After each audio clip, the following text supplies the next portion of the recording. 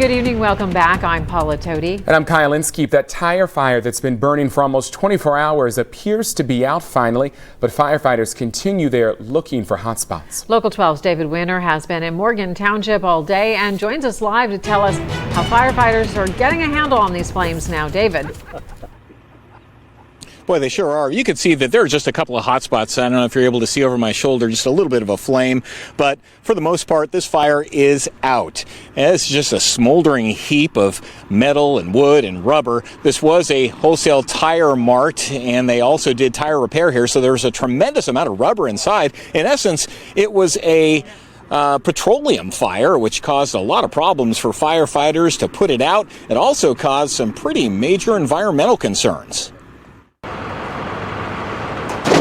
As a backhoe knocks down the front wall of Wholesale Tire Mart, firefighters are better able to access the flames. But it's the smoke and the chemicals and carcinogens in it that is the main concern. The smoke is still dangerous. They're still letting some of that burn, but they believe they're at a point now, based on what hazmat guys are telling them, that they can go ahead and try to smother this thing and get it put out. And that's exactly what they did. They doused the flames with foam shipped in from CVG. Before using it, though, they dammed creeks and dumped sand in order to contain runoff. We spoke with concerned neighbors. You don't want to have to breathe that stuff, or that if it gets into the water, there's a creek right by there. You know, if it gets into the water and runs into other areas, that could be concerning for wildlife and people too. The call came in at about 7 last night, and it did not take long before the flames were out of control. Investigators are not sure how this started, but it did not take long to realize this business would be a total loss.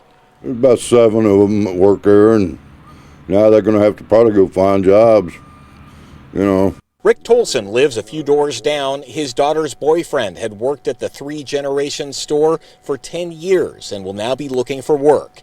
And people who live and work around here say they'll be looking for a new place to buy tires. We buy a lot of truck tires there. I guess we won't any more.